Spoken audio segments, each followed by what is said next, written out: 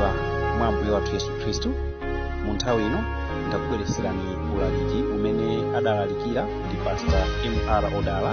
Iwowa ndi m'busa wa Seventh Day Adventist amene amatumikira chigawo cha Bulumbu boma la Balaka.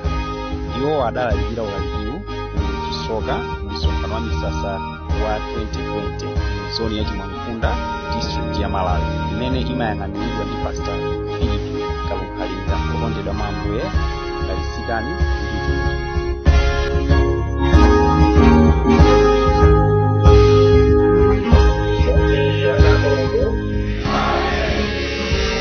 titokoze Mulungu kuti tasonkhananso lero pa tsiku la Sabata chifukwa cha nthawi tilowe m'malemba. Koma titokoze Mulungu chifukwa cha nthawi yabwino imene tinali nayo. Moto wa uthenga wathu ni Nkhoswe yanu ndani. Who is your kinsman? Nkhoswe yanu ndani. Who is your kinsman? Uthenga wathu ukuchokera pa Chivumbulutso chapter 5. Chivumbulutso chapter 5. Ndiwerenga kuyambira verse 1 mpaka 5. Verse 1 mpaka 4. Verse 1 mpaka 4 la Chivumbulutso chapter 5. Verse 1. Ndipo ndinaona dzanja lamanja la iye wakukhala pa mpando wachifumu, buku lolembedwa mkati ndi kunja kwake, losindikizika ndi zizindikiro zisanu ndi ziwiri. Ndipo ndinaona mngelo wamphamvu wakulalikira ndi mawu akulu, ayenera ndani kutsegula buku ndi kumasula zizindikiro zake.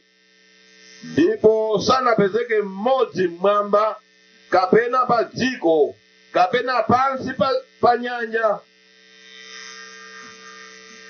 pansi pa dziko kutsegula pa bukulo kapena kulipenya.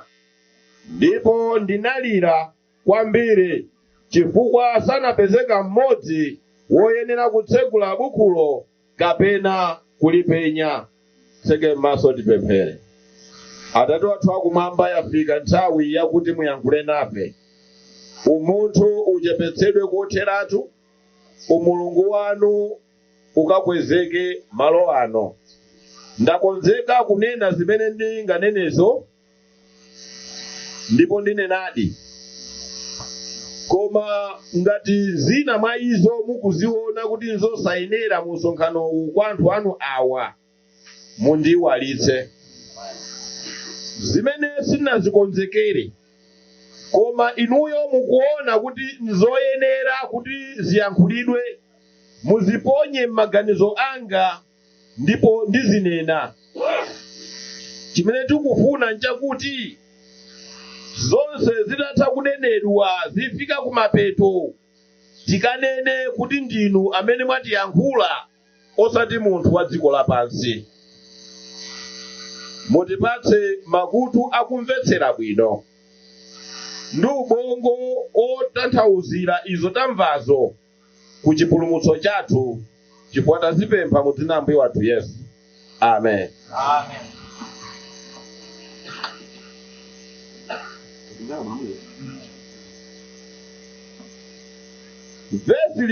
Mavesi amene tawerengawo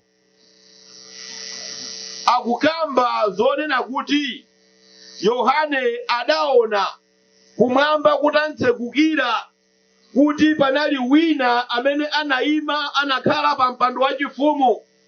Ndiye papezeka wina wokhala kudzanja lamanja amene anali ndi buku. Ndiye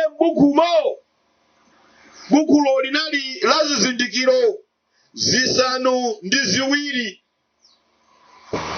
ngati mene mukulionera kopeli mmene ndalipindira bukulo linali lotero. Ndiye tsopano apa pamene pakumana mbali yauku ndi yauku pakhala zizindikiro zopangitsa kuti buku lisatambasulidwe iyayi. Ndiye zizindikirozo zisanu ndi ziwiri. Ndiye akufotokoza kunena kuti anapenya kuti ayang'ane ngati pali wina amene angathe kumasula zizindikirozo. Ndiye akufotokoza kunena kuti sanapezeke ndi mmodzi yense mmwamba, sanapezeke ndi mmodzi yense pa dziko lapansi, sanapezeke ndi mmodzi yense pansi pa dziko. Ndipo Yohane akuti analira kwambiri chifukwa sanapezeke mmodzi amene angathe kumasula zizindikiro kapena kulipenya bukulo.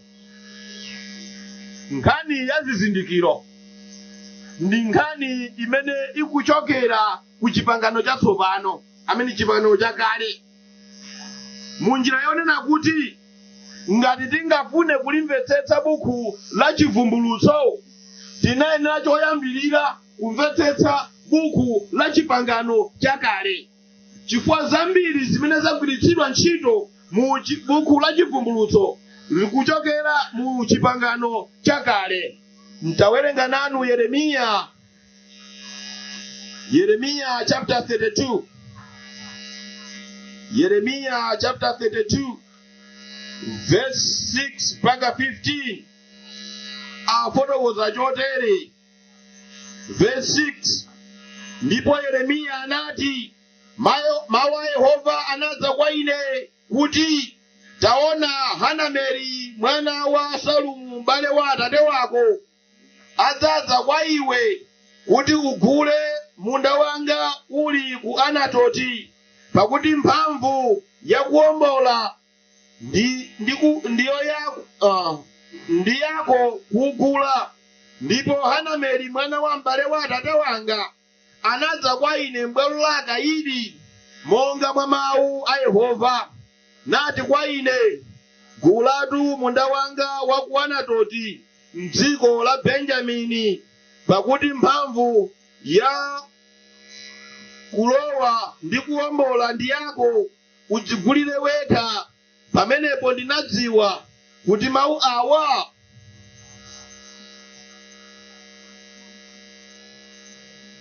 ndi mawu a Yehova. Ndipo ndinagula mundawo wa ku Anatoti kwa Hanameli mwana wa m'bale wa atate wanga, ndimuyesera ndalama masekeli 12 asiliva. Ndipo ndinalemba chikalatacho, mugire mawu amenewo. Ndipo ndinalemba chikalatacho ndi chisindikiza, mawenaso oti mwagwire nda amenewo. Ndiyitana mboni zambiri ndiyesa ndalama miyeso. Ndipo ndinatenga kalata wogulira wina wosindikizidwa monga mwa lamulo ndi mwambo, ndi wina wovundukuka. Ndipo ndinapereka kalata wogulirayo kwa Baruki mwana wa Neriya mwana wa Maseya pamaso pa Hanameli mwana wa m'bale wa atate wanga, ndi pamaso pa mboni zambiri zinalemba pa kalata wogulirayo pamaso pa Ayuda onse okhala m'bwalo la akayidi. Apa kufotokoza kunena kuti mawu anachoka kwa Yehova kuti akadzigulire yekha munda kwa m'bale wake Hanameli ku Anatoti. Ndiye akufotokoza kunena kuti pamene amalemba chikalata, atalemba chikalata anachisindikiza monga mwa lamulo ndi mwambo. Munjira ina mu nthawi ya ana Israeli ukafuna kukagula chinthu, kugula katundu, pamayenera kulembedwa kalata. Ndiye kalatayo anayenera kusindikizidwa. Ndiye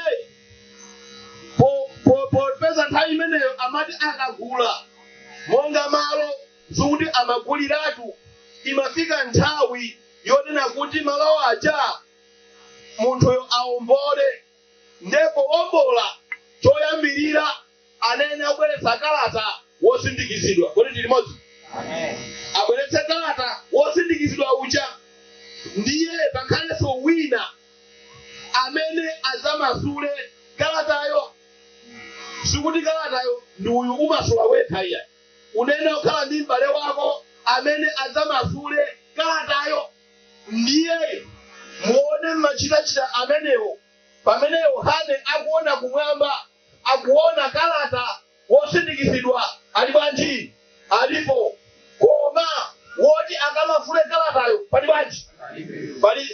Ndi chifukwa chake analira kwambiri, chifukwa mukalatamo munagonera tsogolo lonse la mtundu wa anthu. Ndiye ngati sapezeka omasula kalatayo, ndiye kuti tsogolo la anthu lili pachiswe. Ndi chifukwa chake kuti analira kwambiri.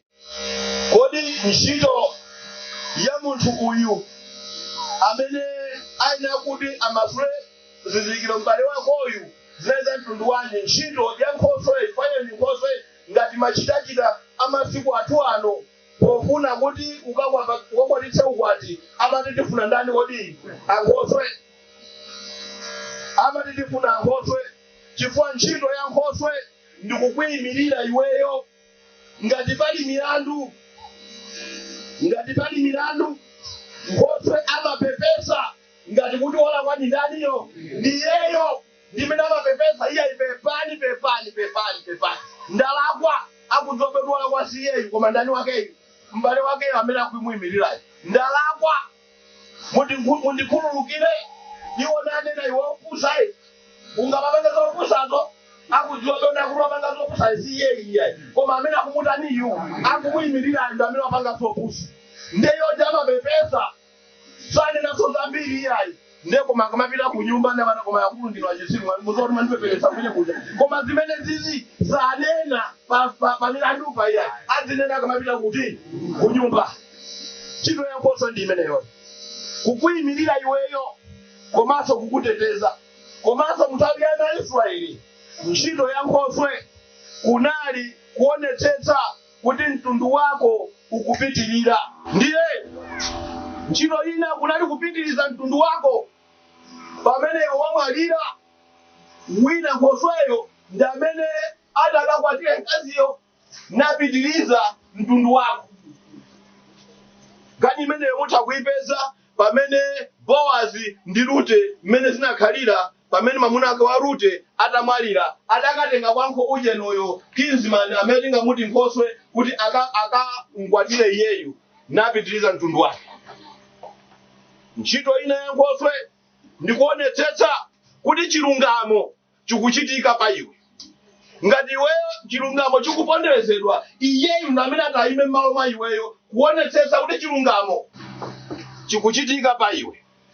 Ndiye akuti Yohane analira chifukwa sanapezeka ndi mmodzi yense mmwamba kapena pa dziko lapansi munthu amene akanatha kulipenya bukhulo kapena kumasula zizindikiro zake. Ndiye kuti analira kwambiri. Koma pa verse 5 akufotokoza chotere: ndipo mmodzi wa akulu ananena ndi ine, usalire, taona mkango wochokera fuko la Yuda, muzu wa Davide, walakika kutsegula buku ndi zizindikiro zake zisanu ndi ziwiri. Adafotokoza kuti usalire chifukwa pali wina amene akhoza kumasula, munthu amene yuyu akuchoka ku fuko la Yuda. Munjira ina munthu amene anayenera kukhala Nkhoswe yako, anayenera kukhala munthu wa magazi amodzi ndi iweyo, m'bale wako weniweni, songomutenga pa njira wa hayalaya. Ndiye akufotokozera kuti yani kumwamba kuno alipo wina amene ali wa fuko la Yuda, amene ali munthu ngati iweyo. Ena onse wasi anthu ngati iweyo okhala ndi magazi ndi mafupa m'thupi mwawo iyayi. Koma kunoko aliko mmodzi amene ali okhala ndi magazi, okhala ndi mafupa, amene ali munthu ngati iweyo. Munthu amene yoyo anachokera ku fuko la chani kodi la Yuda, musu wa ndani kodi Davide. Akufotokoza chotero, akukamba za Yesu Khristu. Yesu Khristu kuti apulumutse inu ndi ine, anena kutenga thupi langati lathu lomwe chifukwa wachimwa ndi munthu amene akufa neno khala ngelo, anena kukhala munthu yemwe ngati kukapulumutsa. Ndi chifukwa chake ngakhala anthu amapereka zisembezo zimangolozera kuti adzabadwa wina munthu amene adzafe nkhani yaweni zosankhudza, monga munthu akachimwa ngosa maitenga kuchire imene sina chimwe nawo, sikudziwa china chilichonse, ndi kuyipha ngosayo kuti ikayimire munthu wochimwayo. Koma iyo ndi nyama, wachimwa ndi munthu. Ndi chifukwa Paulo akufotokoza kuti mwazi wa zinyama sungathe kuchotsa machimo a munthu iyayi. Munjira ina izo zimangolozera kuti kudzabadwa wina amene ati adzafe nkhani zaweni, koma anapulumutsa mtundu wa anthu.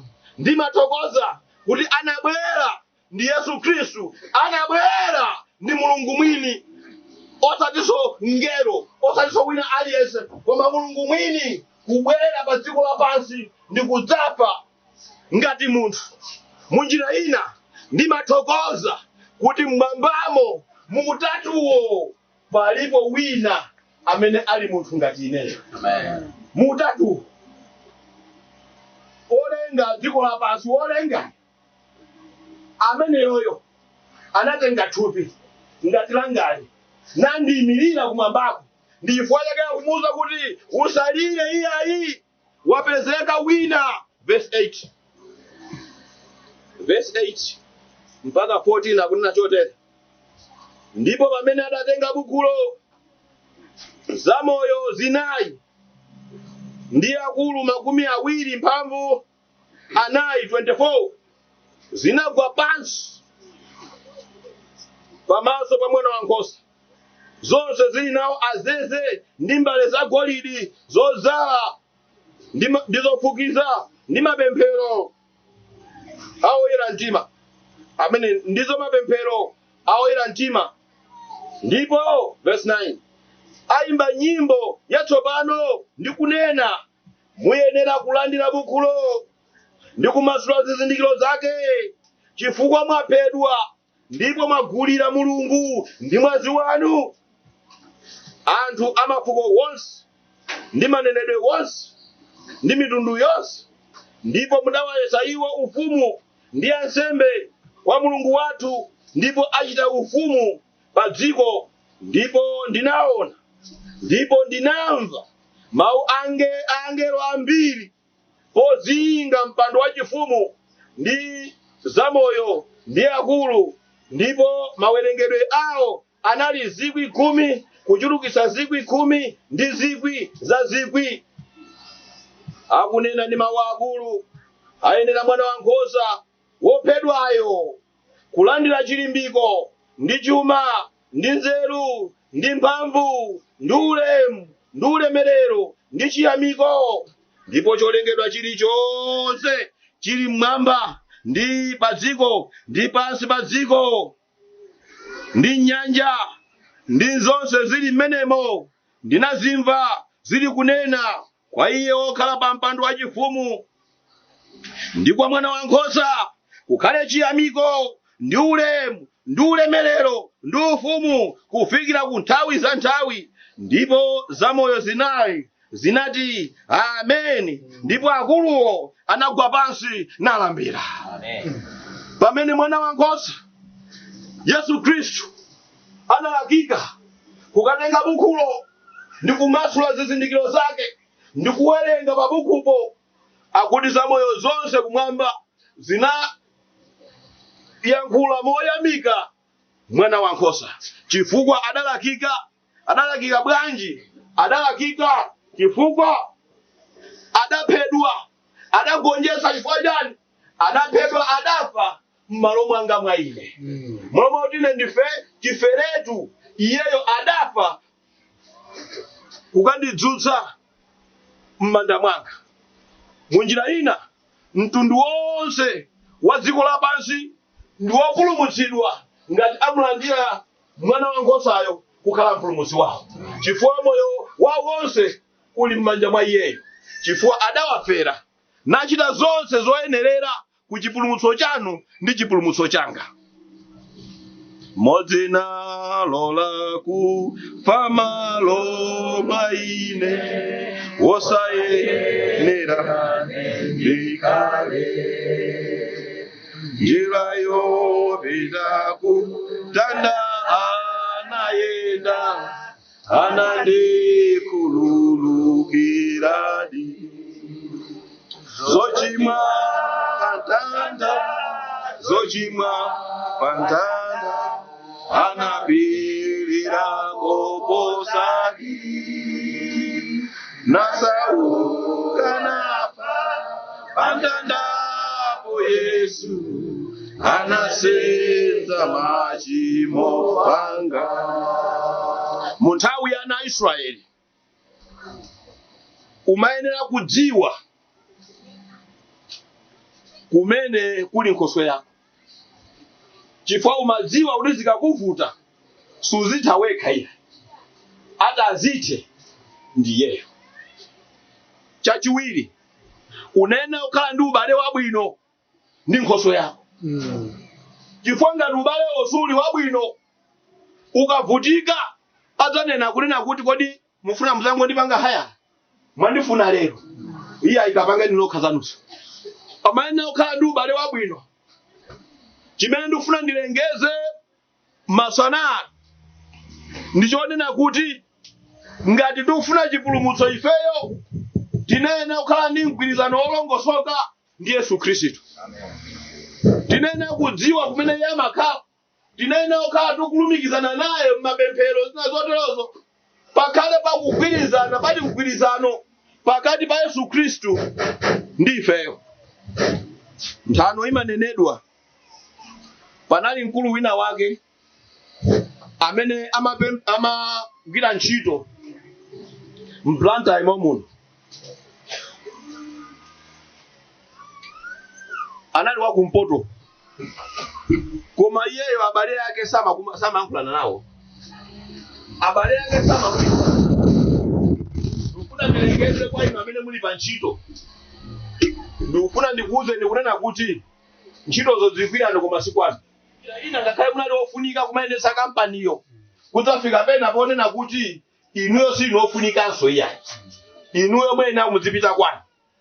Ndiye zidafika nthawi imeneyo adatha zaka 40 ali mplanta imomuno kwawo osapita osalumikizana ndi abale, kumangodzikhalira basi, kumangodya buledi wache yekha. Ndiye idafika nthawi kuti ambuye tizinyamukatu, nyumba sadamange pena paliponse, ndiye na ulendo opita kumpoto. Ndiye adayenda nakafika malo amene amakhala ngati kuti unali mudzi wawo, pali chire lokaloka.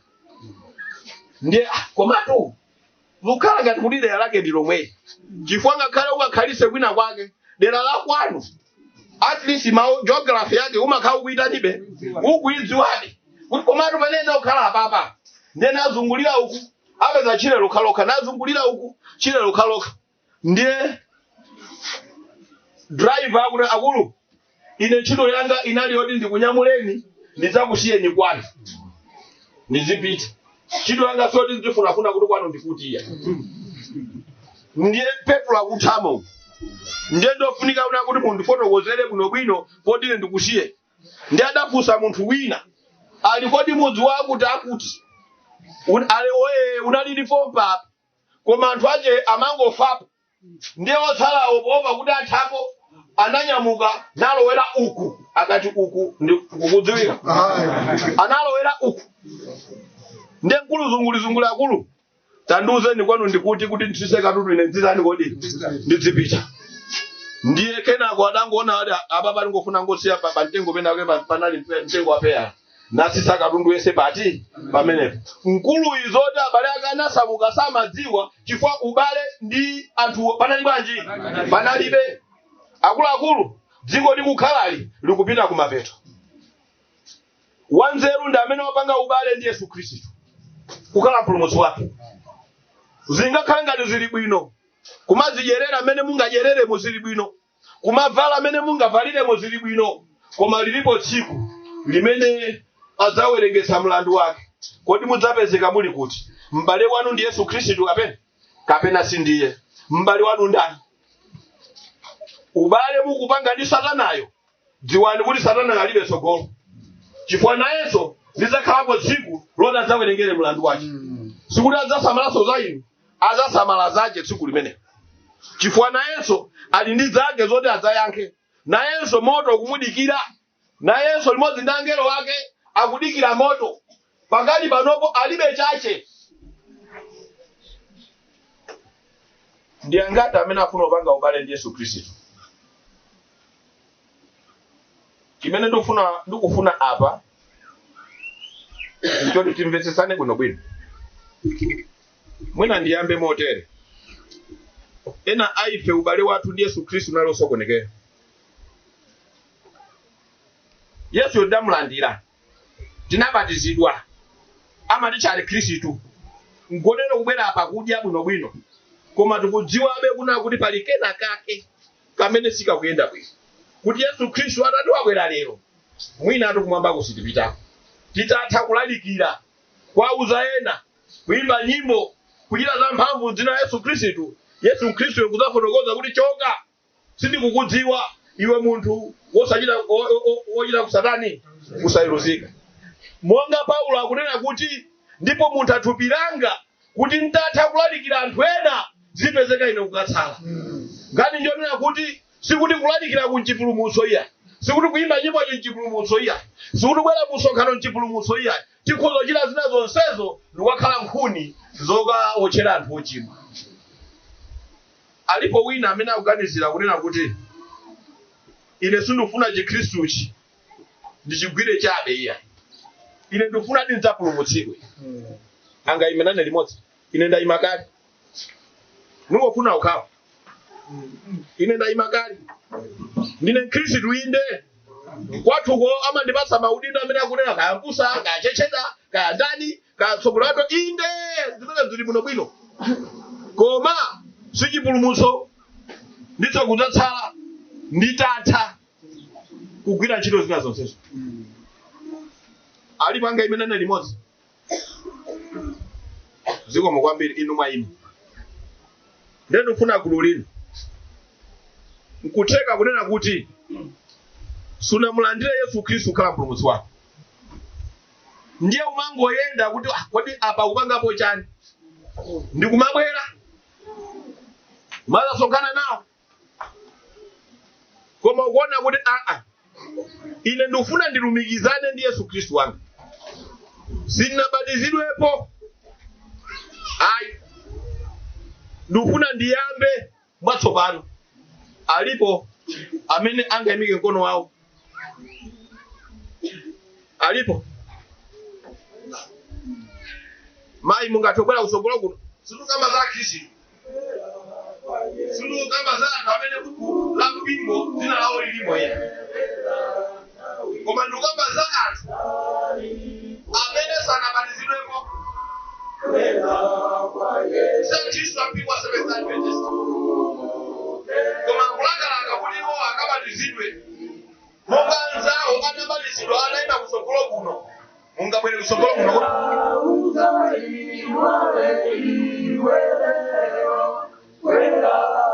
Ndofuna ndilengeza chotere.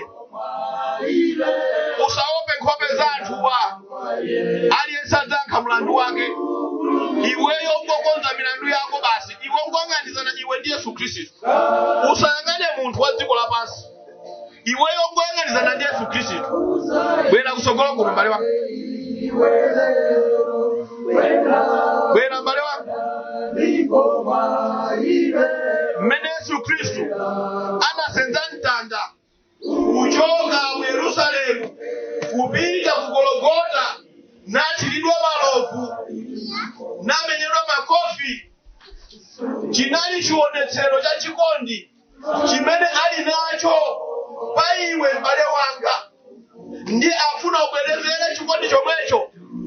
Osati kuti umenyedwe makofi, osati kuti unyozedwe, koma ungoyenda ndi miyendo yako pamene wayimapo kapene wakhalapo kubwera kutsogolo zovuta zimenezi bale wanga bwera ndatusaope nkhope zathu aliyense adzayankha yekha iwe konza zako pa tsiku limenelo palibe kuyang'anizana nkhope aliyense adzasamala zace ubwera kutsogolo kuno ingokonza zako usangane za anthu ena iya udzingobwera kunoko ngati palibe wina aliyense kumuona kukuyang'ana chifukwa imfa ikabwera idzatsatira iweyo ngakhale iweyo ndi akazi ako mutafa tsiku limodzi adzakuyika ndi manda osiyana kusoyiza kunena kuti aliyense adzayankha zace ngakhale kukhala komakhali alimodzi bwera kutsogolo mbale wako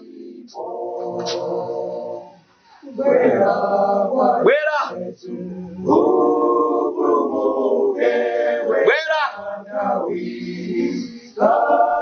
ndikuti uyiwale zoti pali anthu ena uyiwale zoti pali anthu ena apa ungoyang'ana iweyo pakati pa iweyo ndi Yesu Khristu anthu awiriwo basi iweyo ndi Yesu Khristu uyiwale zoti pali anthu ena chifukwa aliyense adzayankha zake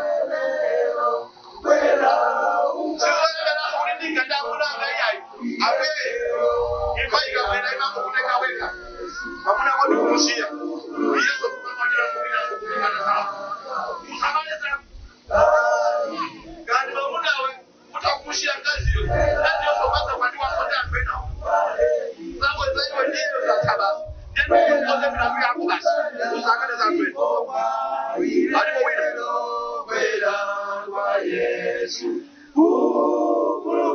alipo wina sindifuna nditopese ndi anthu ndikuyima iya mafotokoza ngati masoka ena aife kuyima kumakulu ena kuyima kuzo masipulini ali totu mtumbu ndisindifuna nditopese anthu ndikuyima iya ngati ukufa mundimamu ubwere kutsogolo bwera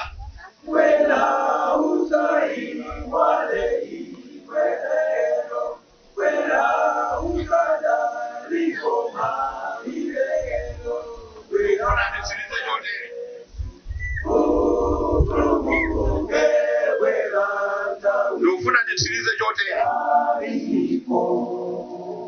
amene akufuna kubwera amene ndikufuna kuti abwere kutsogolo kuno ndi amene akumva mmutu mwake mawu onena kuti bwera kutsogolo pita kutsogolo ngati mawu amenewo ukuwamva mmutu mwakomo kuti pita kutsogolo ndeka pali mawu ena oti usapite usamvere mawu oti usapitewo ungotsata mawu awo amene akunena mmutu mwakomo oti pita kutsogolo nengati mawu amenewo onena kuti pita kutsogolo ukuwamva mu mtima mwakomo nyamuka bwera kutsogolo papya tonola sudziwa mtima wa moto ndimalalikira kwina kwake ndidafotokoza kunena kuti mu 2 hours zatsala zili kutsogolo kwathu sitikudziwa kuti chingachitike ndi chiyani ndiye upange chisankho chako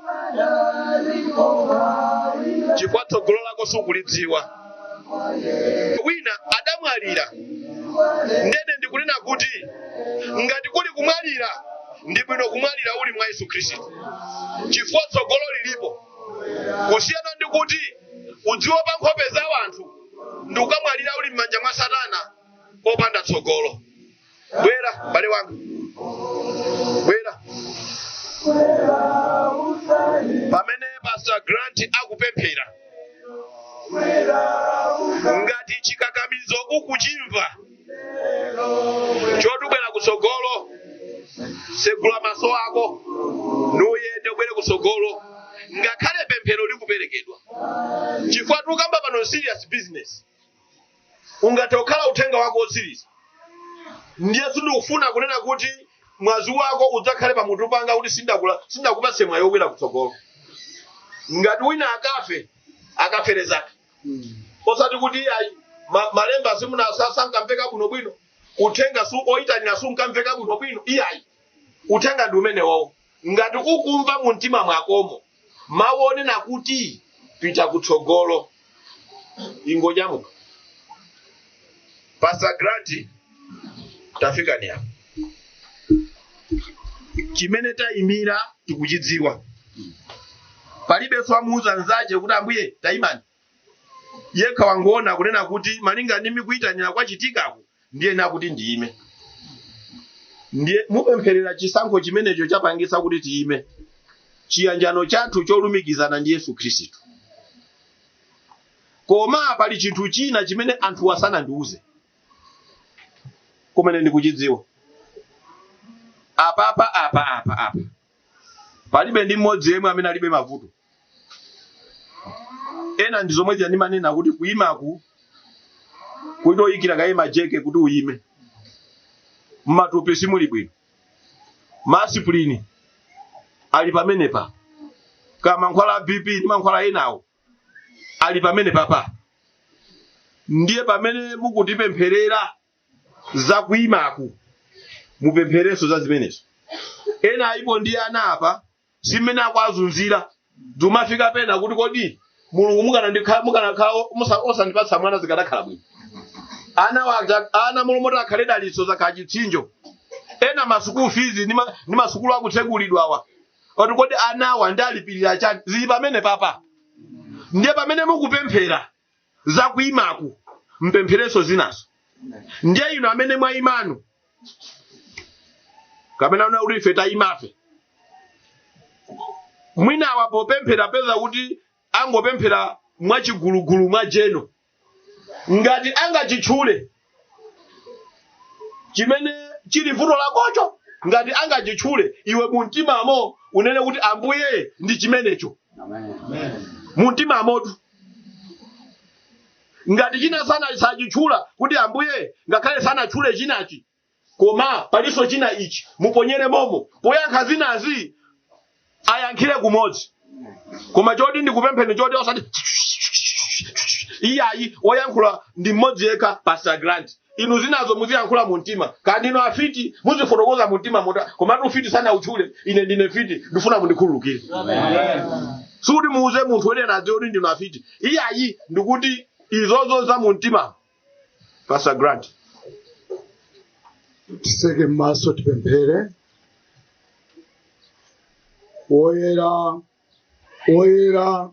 Woyera ndine Yehova amene kumwamba ndi dziko lapansi lazaza ndi ulemerero wanu. Poyamba ambuye tifuna tipepese kwathunthu kwa inu Mulungu wathu akumwamba kuti ambuye kuchokera mu msonkhano wa chaka chatha kufika mu msonkhano uno tapepusa ambuye zina lanu. Maganizidwe athu, malankhulidwe athu, machitidwe athu sanakweze zina lanu. Pachifukwa cha ichi Yehova tonsefe pamene tayimirira pamaso pano ambuye izani ndi kutikhululukira. Amen. Koma popeza Yehova munanena kuti kuzera mwa mwana wanu Yesu Khristu tikabwera kwa inu kuzera mwa iye mapempho athu osiyana na tigogoda zitseko za kumwambako ndi mapemphero athu Mulungu inu kumwambako muzamva ndi kusegula makomo. Ndichifaya chetu onsefe ananu pompano pa nsasa wa chaka chino cha 2020 pachisoka ambuye ndi mavuto osiyana ndi nkhawa zosiyana Yehova tonsefe tayimirira pamaso panu kufunsira thandizo kuchokera ku mpando wanu wachifumu. Mulungu wanga, Mulungu wathu amene mmamva kulira kwathu nthawi zonse tilipo pano ambuye amene mmatupi mwathu simuli bwino tikudwala matenda osiyana tikukhala muziko ilasoka miliri yosiyana mmatupi mwathu. Yehova Mulungu monga misiri wa matupi athu kummawa kuno kumasana kuno Mulungu wathu katikhuzeni. Pali ena Yehova munakanda doti na mwapaka m'maso adachira. panali ena Yehova mudangonena mawo iwo ali pakantunda kakatali ka distance kapatali koma mphamvu inafika komweko adachira. Mphamvu yomweyo Yehova Mulungu wanga tikuipempha masanano pompano pachisoka kuti Yehova machiritso anu ozizwitsa akaze pakati pathu ndi kuchiritsa wina aliyense wa ife amene ali pompano. Tikudwala nthenda zosiyanasiyana, mchiritsi wathu mukakhalenu, chozizwa chikachitike, inde mphamvu ikaonekere m'matupi athu, ndikuti potero Ambuye thanzi lathu tikakutumikireni moyenerera. Tikuziperekanso mwapadera chifukwa cha ntchito zathu. Tili ntchito zosiyanasiyana, tikugwira mabizinesi athu. Yehova tikwatukulira mabizinesi athu ndi ntchito zathu zonse m'manja mwanu kuti ukazipitisa patsogolo mukakhaleni Yehova Mulungu wathu. Inde Yehova mukunena kuti ife tikakhulupirira pa inu sitizakhala njira, tizakhala mutu. Chikhulupiriro chathu Yehova katipangeni Yehova kuti tikakhale patsogolo. Inde ngati kuli ma promotion, inde business kuti ziyende bwino, okachita zonsezo Yehova ndinu Mulungu wathu wakumwamba. Sitidalira pa mkono wa nyamayi, sitidalira pa atsingangayi, timadalira pa inu Mulungu wathu wakumwamba kuti otichitira zonse mukhala inu Mulungu wathu wakumwamba. Ife amene Yehova tonse tilipo mpano tafoka muzambiri sitinachite bwino. Inde tili ndi nkhawa chifukwa cha ana amene munatipatsa, tili ndi nkhawa chifukwa cha abale amene munatipatsa kusakhalapo kuyanjana maudani pakati pathu. Yehova kaloleni mzimu woyera akhale pakati pathu ndikuti tipasa ife kukhala ndi manja oyenerera, mabanja otumikira Yehova Mulungu winu wakumwamba, mabanja amene tikagwirizane ndi anzathu, mabanja amene akakhalepo kuti potero kuzera mwa ife anthu akakuoneni Yesu Khristu. Inde Yehova monga alengezera maulamuliro a dziko lino kuti posachedwa pa 12 pano Yehova tikhala tikusegulira sukulu. Yehova tikupemphera kuti anathu yawo amene ali ku sukulu, ena ali ku Nazareth school, ma primary school, ali inde ku secondary school, ma university anathuwa, mupange nawo monga mmene munachitira naye Daniel pamene anakapita Yehova ku university ya ku Babuloyo, anali wanzeru chifukwa inu munali naye. Inunso Yehova anathuwa mukakhala nawo, mukaenda nawo, apambana akhala nzeru maphunziro awo akhoza, ndikuti potero Yehova muziko ilo akhala nzika zabwino, komanso ziko limene mukuza nawo posachedwa zizakhalanso nzika zabwino. Mwadalitse anathu yawa ndi kuwasogolera. Ife tonse Yehova tachimwa, talephera, tapoponya munjira zosiyanasiyana, ndi chifukwa chake tikuvomereza masanano kuti Ambuye tonsefe mutichitire chifundo. Anzathu awawa amene ayenda ndi mapazi awo kubwera patsogolo pathu apa, sikuti iwowa ndi ochimwisisa koposa ife, koma mwapaderadera ngochimva kuti pamafunika ine ndiyende, inde chifukwa malemba akuti amene azandivomereze pamaso pa wanthu inenso ndizamvomereza pamaso pa Atate anga akumwamba. Mwachitire chifundo ananu yawa pamene akufuna ena kuti aonane ndi abusa akambirane nawo Yehova, mukhale nawo ndi kuwatsogolera. Mulungu wathu mumve kupempha kwathu, mumve kulira kwathu kumene sitinafikire. Yehova fikiraniko ni ndinu. Mwina ngati tachepesa kokachulusa ndinu Mulungu wathu wakumwamba. Mutithandize tonsefe, mutisogolere tonsefe, mutiyang'anire tonsefe chifukwa tazipempha ndi chikhulupiriro mu dzina limodzi lotchedwa Yesu Khristu. Mbuye mumvetu pempho lathulo, tipase tonsefe